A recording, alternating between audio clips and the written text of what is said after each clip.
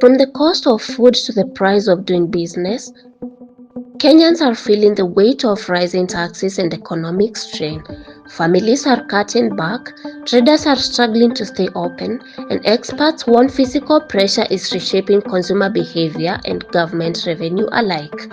We examine how people are coping and what must change. Everyone can publish, but not everyone tells the truth. From viral posts to AI-generated content, misinformation is blurring the line between fact and fiction. The Global Lens investigates how false narratives spread, who should be held accountable, and what it will take to restore accuracy in the digital public square.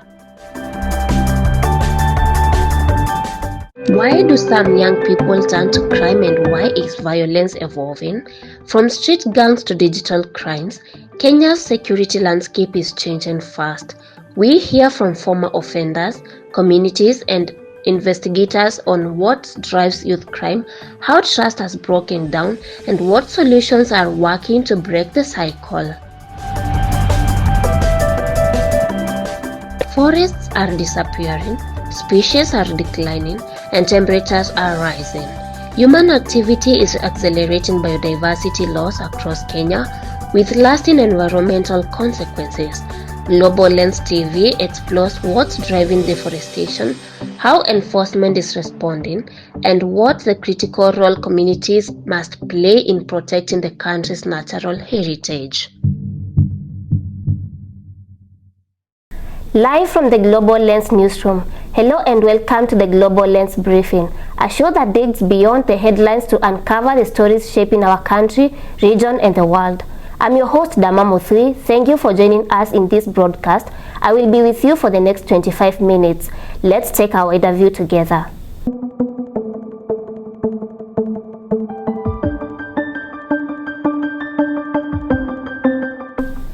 Join the conversation online: Facebook, The Global Lens, X at Global Lens KE, SMS line 22106, and use the hashtag The Global Lens now. To our first story, families and small businesses are struggling to cope up with rising costs, taxes, and economic strain. The question is, how are Kenyans surviving when everyday essentials keep going up in price, and is high taxation the solution to the rising economy? Juliet Kamau reports on what ordinary people are doing to stay afloat and what experts say must change. Economists warn that when inflation and taxes bite together, vulnerable households feel it first. Small business owners also say that taxation and compliance costs are discouraging growth. So now the economy is not looking very nice. Says unapata vitu unapata hata cheaper prices zimekuwa too expensive. Maisha imekuwa ngumu. Says unapata 1000 unaenda nayo kufanya nayo shopping kama comrade. Says hata imanage hata wiki haiishi. Unapata pesa imeisha. Sasa hizi tunasikia tu maisha iko imekuwa ngumu. Tumekaliwa. If only the government could do something to relieve us of some this hard economy, because saizi hakuna jobs, hakuna kitu yoyote na bado maisha tumerumu. So tungefurahia sana kama kitu ingefanya. The Kenya Revenue Authority says tax policies aim to balance revenue needs and fairness, but critics want clearer exemptions and support for all business enterprises. For many Kenyans, survival now depends on stretching every shilling further and on community solutions such as saving groups and flexible credits. From Nairobi, I'm Juliet Kamau, reporting for the Global Lens. Juliet, small traders often say the burden is both prices and paperwork. Are there short-term interventions that can actually help people now? Yes, targeted cash transfer, subsidized staple inputs, and simplifying small businesses' taxation can relieve immediate pressure. Long-term, policies to improve productivity and lower supply chain costs matter the most. Thank you, Juliet.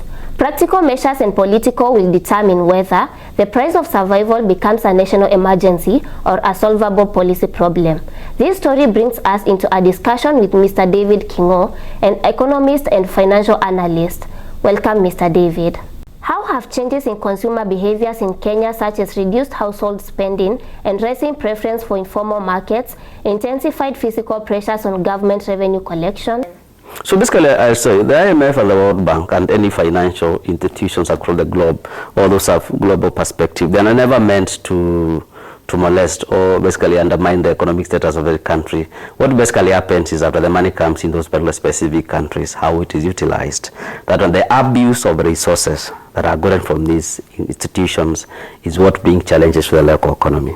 The issue is not about the resources coming from those particular institutions. It's like literally borrowing a loan. So you borrow a loan to buy a car, but you go to do a wedding with that particular money. So basically, or you borrow loan to do a business, but instead of doing the business, you go for a wedding. So when the bank starts to ask for their monthly loan repayment, you're not able to pay because you never started the business, you went for a wedding. So basically, so the same situation. So the bank has no issue. The issue is how these resources are utilized, and it is the same scale for this particular institution. So, but they are never developed to molest economies, as I said. So it's about utilization of those resources, and that's why there is a conversation. They need to have a framework that follows. If the money is supposed to build a number of kilometers of a road, they must make sure the funds have literally gone to those particular expenses. Yes. With Kenya investing heavily in digitizing public services like the e-citizen, is the shift reducing long-term fiscal pressure or creating new costs and risks that restrain the national budget? So basically, what you need is that we need transparency in terms of the debt that we have.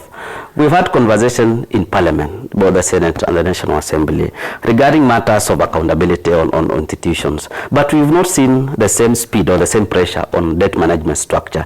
And we have this conversation with the Auditor General that we need to see the public debt in domain, we need to see the reports, and we've never had a full conversation, or rather seen the debate in full force about the debt management structure. So in terms of institutional frameworks, we need Parliament conversation on debt management strategy, and it is made in public and it is better and people are able to understand. Perhaps we need town hall conversations about the public debt, and it is all brought to the open and everybody can understand, because there is what we call civic consciousness. If the local person is not able, or the layman's man is not able to understand the debt that we're incurring or the cost that we need to be incurring in terms of debt repayment, they tend to be discouraged to develop the economy. And when you look at the aggregate phase, if you have a demoralized public service, if you have a demoralized citizenship, then we will not grow the economy as intended, because people will wake up, go and chew whatever they chew in the villages. And remember, this is our economic unit. When you wake up at the smallest point of your life, you go and do one small economic activity. When all these activities are combined, they generate economic growth. But when you wake up feeling demoralized, that they brought money, it has been misplaced, it has been misused, you're not doing anything, that particular effect is quite big when aggregated. So basically, when we don't have transparency, it brings what we call lack of civic consciousness, and people are not happy regarding how the economy is being run. So there is need for the Parliament to strengthen the institutional framework that manage debt in the country.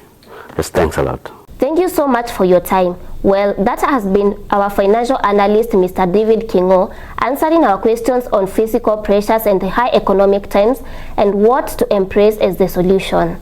Into other stories, in an era where everyone can be a journalist, the line between facts and fiction is blurring fast.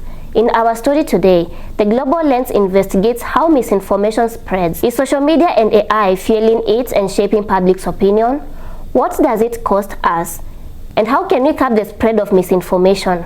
Pauline Ochieng has the details. Once a viral post goes live, it takes less than 10 minutes for thousands to see it, but hours, sometimes days, to verify if it's true. From politics to public health, fake news is now a digital pandemic. My name is Korkoth. I've seen situations whereby news turn out to be fake, but later on when you realize from different sources they are wrong. So because of the technology we have nowadays, people use AI generated information to make photos, videos, then you think that they are real, but when you check from the real news, let me say Facebook, online journalists who are verified, you see that they are wrong. So this makes people panic and get news. For example, yesterday there was a news that a famous artist from America had passed on, but it was fake news. But later when you realize it was just people following up social media. Fact checkers say the impact is real, reputations ruined, lives put at risk, and trust in journalism diminished. In 2022, false reports about COVID vaccines circulated across social media, leading to lower turnout in several counties, but experts say it's not all doom. Platforms like X and TikTok have promised to flag false content, but many users say it's too little, too late. As technology advances, the battle for truth moves into new territory: artificial intelligence, deepfakes, and synthetic media that can mimic any voice or face. Information is power, but only when it's true. The responsibility to verify is no longer just for journalists. It's for every user online. Pauline Ochieng, The Global Lens, Nairobi. The fight against misinformation requires a culture shift from speed to accuracy. I am joined by our guest, Mr. Abraham Marita, who is a project director at Internews for Kenya Safe Space, to help us understand more on this topic by analyzing it. What makes false information so easy to believe on social media? False information is usually very easily believed, mostly because of what we call confirmation bias. So these are the biases that each one of us has towards particular things or people or information, so that when a false narrative is presented to us, it's easily believed than what is true, because it's more or less confirming our beliefs. And it is actually the main cause that makes individuals continue spreading false information or misinformation in this case.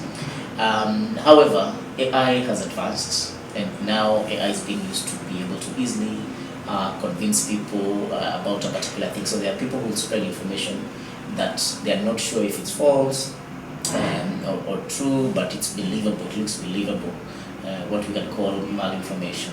In this case, AI can be able to develop a deep fake. So a deep fake or an image of an individual that looks real, or even a voice, a video, so that it's more or less like a true representation of the original version of the person who did this. So with the development of AI, these kind of narratives are easily spread because they tend to look believable. Who should be responsible when AI causes harm?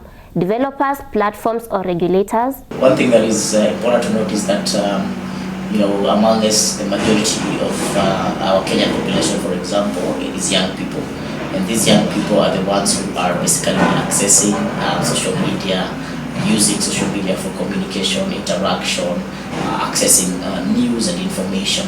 And therefore, when we talk about harms in these digital platforms, it means they are the ones who more or less be affected. And so this is severe, and because of that, during their interaction, then they will be also the ones who will be spreading it more than other populations in our country or community, and therefore that basically exacerbates the spread of mis and disinformation. I can see many questions from our audience regarding this topic. Keep them coming, I'll go through each of them. But first, we take a short commercial break. See you on the other side of the break.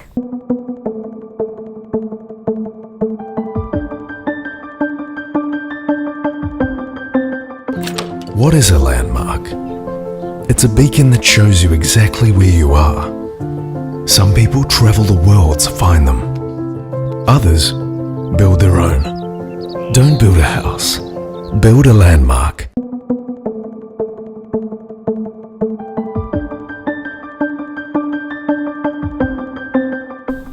Welcome back. Our next story explores why some young people turn to crime and how communities, former offenders, and police are trying to change that path.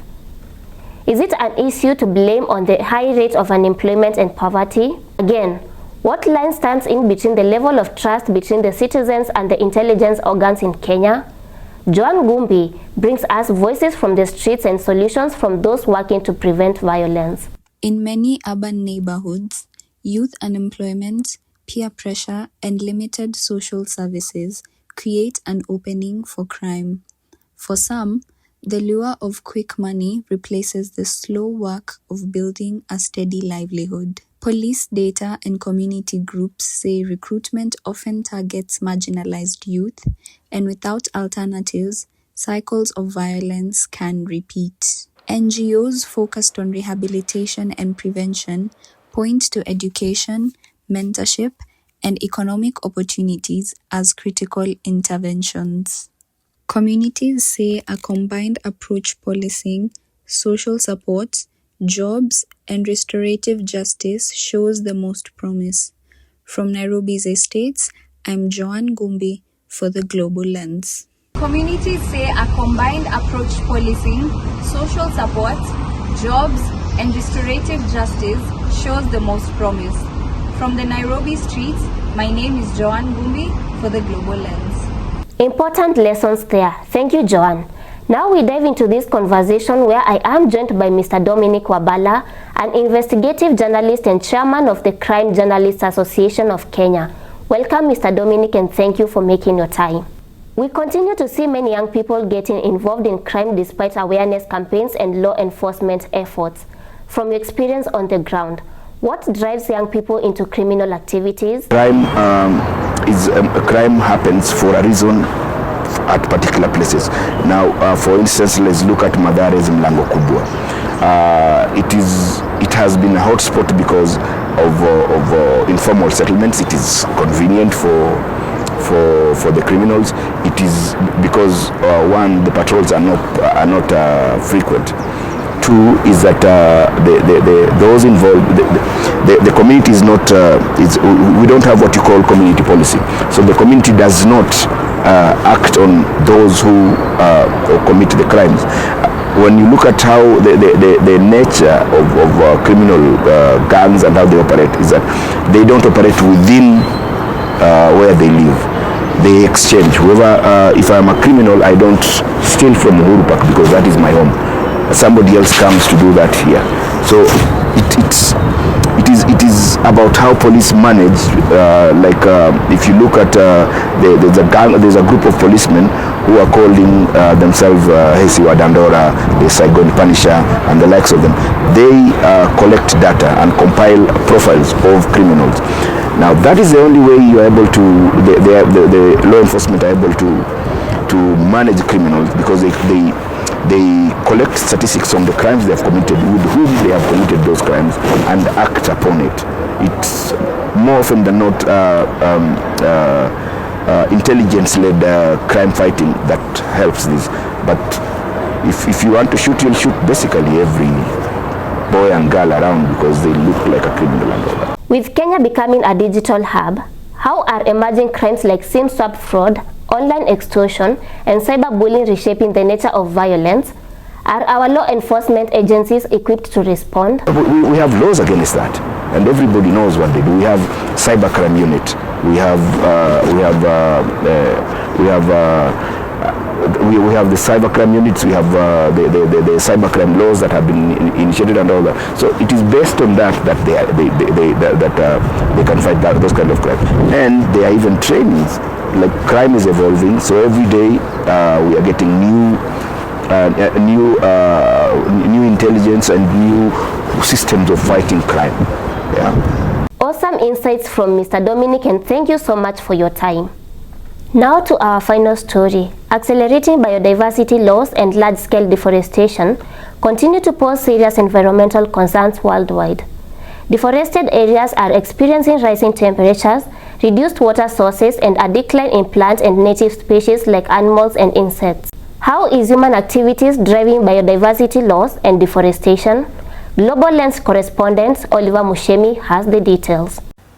Across the planet, biodiversity loss and large-scale deforestation are accelerating at alarming rates, driven primarily by human activity. Forests, home to more than 80% terrestrial species and vital for clean water, stable climate, and life itself, are disappearing under the weight of agriculture, logging, and development. Agricultural expansion remains the single biggest cause of deforestation, responsible for 80% of forest loss worldwide. Forests are cleared to make room for crops and grazing land. In just one recent year, the world lost 8 million acres of forest, an area roughly the size of England, putting global efforts to end deforestation by 2030 far behind track. When forests are cut down or degraded, the consequences ripple through the entire ecosystems. Trees and plants that once provided habitat, food and shelter for animals, insects and plants vanish, and species that cannot adapt to relocate face local extinction. Scientists estimate that species extinction rate today is 10 to 100 times higher than natural background levels. A trend driven largely by human land use change, habitat fragmentation, and climate impact. My name is Elsie, and my thoughts on how human activities influence the biodiversity loss is, well, I'll start by mentioning them and how they affect. When human beings want to settle, normally they go to a place that's densely populated with trees, and they want to clear them, and so that's clearly deforestation. And most of the time, the kind of trees that are being cleared should not have been cleared, but now they've been cleared because somebody wanted to settle there. So that way, biodiversity is lost because we are losing our trees in that process of human beings wanting to settle down in residences. And the other thing is pollution is another issue, still on human activities, and this is mainly brought out by industrialization. Industrialization brings most of the pollutions that you know: water pollution, noise pollution, air pollution. And the loss there is that our water is contaminated, our air is also contaminated because of the fumes that the industries produce, and also noise is, the environment is rather contaminated because it's not peaceful, because industries are very noisy because they have so many moving parts. Human-induced climate change compounds the crisis by altering temperatures and rainfall patterns that many species depend on, while pollution and spread of invasive species further disrupts the fragile environments. For people too, the stakes are high. More than 75% of the global food crops rely on pollinators, and forests absorb billions of tons of carbon dioxide, helping stable climate. When biodiversity collapses, so too can the natural systems that support food, water, and shelter. As global demand for food and land and resources continue to grow, many conservationists warn that without rapid action to protect the store of forest and other ecosystems, the loss of biodiversity will only accelerate, undermining both nature and human history. Oliver Mushemi, Global Lens, Nairobi. We now dive straight into our discussion, and I'm joined by Dr. Jane Bosibori Otek, an environmental scientist and a lecturer from the Technical University of Kenya. Welcome, Daktari. What are the most threatened native species, and what human activities lead to the increase in biodiversity, and what are their effects? One thing we need to understand is the fact that once a tree gets to a certain age, it no longer takes in carbon, and it starts actually taking in the oxygen. So when we talk about the ban on logging, it is contradictory, because development must be there, yes, and development in certain sectors requires the timber. So if we do not have timber to use, then we have a problem. What I will advocate for is that we plant more trees and go on with the logging, because we need young trees to take in the carbon. But if we protect our trees, we are not going to touch them, then there's a problem. The areas that should not be touched are the water towers, and probably you know the water towers. You know the Mau, you know the Aberdares, Mount Kenya, and those other regions, These ones, you don't touch them. Why am I saying you don't touch them? I'm saying you don't touch them because they are protecting your water in the country or in the area or whatever it is, but logging should be allowed in those areas that are not water towers, that are not protected. But in all the protected areas, I say no logging should take place there. What are Kenya's current policies, and how are bodies like NEMA ensuring their implementation and adherence to these policies? The local communities protected this very well. If you look at the indigenous societies, this was done very well. But currently, the problem we are having is that one of encroachment. And encroachment because of our needs and wants. That is the major problem. So if our needs and wants are taken care of, then there should be no encroachment. The communities do not even need to be taught. If you look at the Maasais and other ethnic groups in the ASAL areas, they protected their resources very well. They knew when to move to a wet area, when to move away from that wet area. Indigenous knowledge is very, very important. So for the communities, we need just to give them the provision of the needs, the wants, and those communities will be able to continue living with the wild animals, with the plants, just the way they did before. This brings us to the end of our broadcast here on the Global Lens TV. A big thank you to everyone who has made this a success, without forgetting you, our audience, for keeping it locked here for the past 25 minutes. From our reporters, newsmakers and the crew, we say thank you, and until next time, keep it Global Lens. I have been your host, Dama Muthui. Goodbye and take care.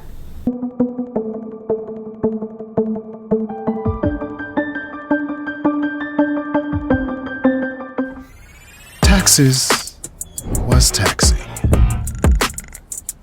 Now taxes is relaxing when you file for free. I can file for free? TurboTax Free Edition. 37% of filers qualify. Simple Form 1040 returns only. See if you qualify at turbotax.com/free. I can file for free. Now this is taxes. File for free with TurboTax Free Edition and get the most money back guaranteed.